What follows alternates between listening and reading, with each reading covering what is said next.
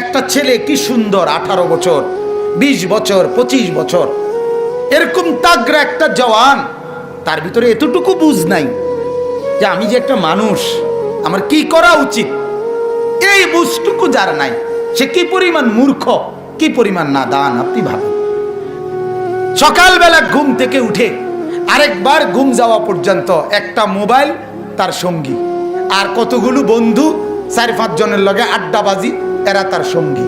Error লগে একবার খারাইয়া মতে, একবার বৈশা মতে, একবার মোবাইল চায়, একবার নর্তকী দেখে, একবার নাচ দেখে, একবার কানের মধ্যে ইয়ারফোন লাগাইয়া গান শোনে, একবার মাইয়া দেখলে এটার ফিসে ফিসে হাঁটে, আরেকবার বেড়ি দেখলে এটার ফিসে ফিসে হাঁটে, একবার অসভ্য কথাবার্তা একজন আরেকজনের মধ্যে আলাপ সালাপ করে, আবার কতক্ষণ গেমস খেলে, আবার কতক্ষণ কি আপনার এই মোটরসাইকেল ফাইলে মোটরসাইকেল চালায়, হ্যাঁ, শিক্ষার হই হুল্লোর।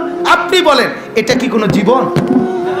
বেটা তুই বল, বেটা বাপ তুমি বলো না, তোমার বিবেক তোমাকে কি বলে? এটা কি একটা মানুষের জীবন হইতে পারেনি? বিনোদন বুঝি মানুষের 24 ঘন্টার, মানুষের জীবনের 24 ঘন্টা বুঝি ফুর্তিতে কাটে? হ্যাঁ, বিনোদন বুঝি একটা মানুষের সারাক্ষণের কাম? আপনি বলেন তারে সে কি পরিমাণ বেওকুফ।